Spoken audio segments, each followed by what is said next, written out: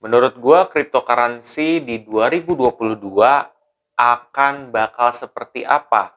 Apakah akan terjadi kehancuran atau terjadi kebangkitan yang sangat tinggi pada cryptocurrency?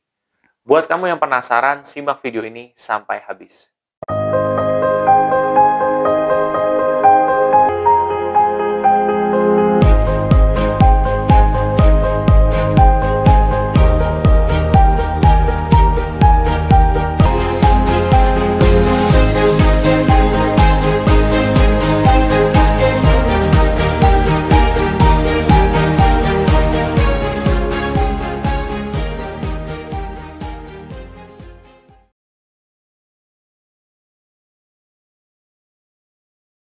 Oke, sebelum masuk lebih dalam, gue akan coba disclaimer dulu ke sobat investor semua.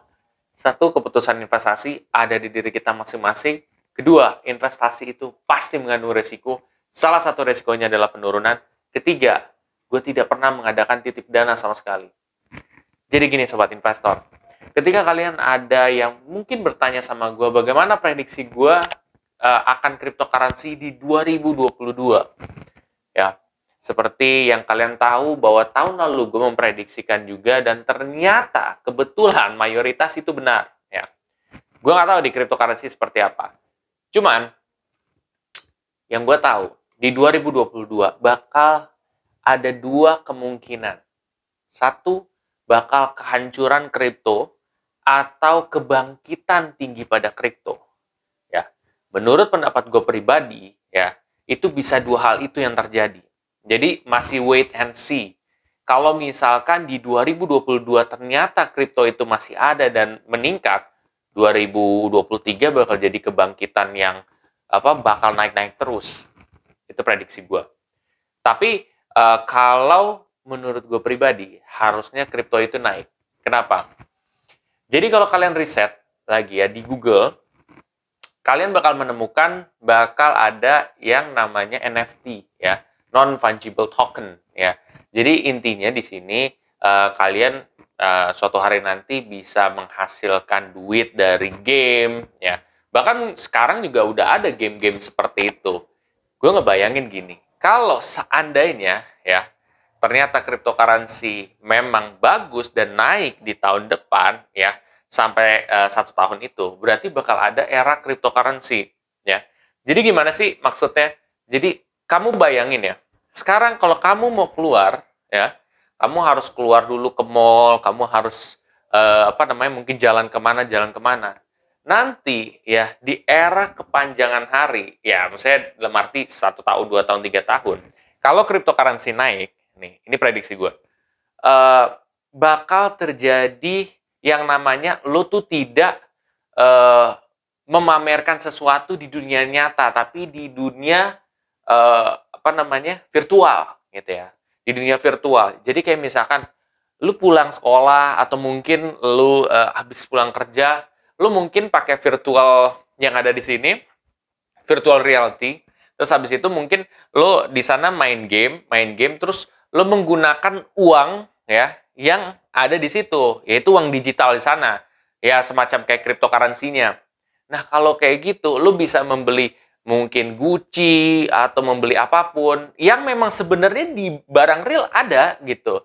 Cuman lu tuh kalau mau bergaya, mau ketemu temen lo itu udah bisa secara virtual, Pak. Jadi gue misalkan mau ketemu siapa nih, itu bisa virtual semuanya. Ya misalkan gue mau ketemu temen gue, Zaki atau siapa gitu, itu bisa secara virtual gitu loh. Dan ketika itu terjadi ya, maka ada plus minusnya ya. Nah, plusnya itu adalah lu udah nggak perlu banyak keluar. Otomatis kayak pandemi kayak begini, otomatis kan masih ada risk di mana lu terjangkit COVID gitu ya, atau pandemi ya. Nah, kalau misalkan lu kebanyakan di rumah, maka akan minimalisir hal itu terjadi. Ya, minimal hal itu terjadi, otomatis COVID bisa jadinya turun, ya kan? Dan bahkan mungkin bisa jadi cuman kecil banget di seluruh dunia. Nah, jadi menurut gue kalau seandainya eranya udah di situ, ya, itu tuh udah benar-benar lu menggunakan mata uang virtual, Pak. Mata uang virtual itu adalah kripto. Jadi kalau orang banyak kan menggunakan mata uang virtual atau kripto, tentu harga dari cryptocurrency tersebut akan naik. Perlu diingat bahwa harga cryptocurrency itu naik dan turunnya itu berdasarkan demand dan supply, permintaan dan penawaran. Kalau kamu semakin banyak membeli kripto tersebut, ya, maka akan semakin naik harganya. Kalau misalkan terjadi era seperti itu, maka ya tentunya cryptocurrency akan berjaya banget. Lu yang nge-keep cryptocurrency, disitulah dimana lu bisa benar-benar mendapatkan hasil yang sangat signifikan gitu. Itu kalau seandainya era itu akan datang. Tapi era satu lagi adalah era kehancuran kripto. Di mana beberapa pakar juga ada yang memperkirakan bahwa kripto ini bakal hancur, bubble-nya bakal pecah. Sebenarnya kalau masalah hancur dan pecah ini sudah beberapa pakar sebelumnya yang bilang kayak gitu. Bahkan beberapa investor-investor kakap juga ngomong kayak gitu. Tapi kenyataannya sampai sekarang masih bertahan. Memang ada yang hancur, ada yang market cap-nya kecil. Tapi kayak Bitcoin itu tuh udah banyak banget orang yang ngeramalin bakal hancur gitu ya. Tapi ternyata tidak gitu. Memang bubble-nya pecah terus tiba-tiba turun, tapi dia balik lagi naik gitu. Ya. Jadi ya bahkan ada beberapa investor yang dia tuh tadinya tidak percaya terhadap cryptocurrency. Tiba-tiba mereka berubah.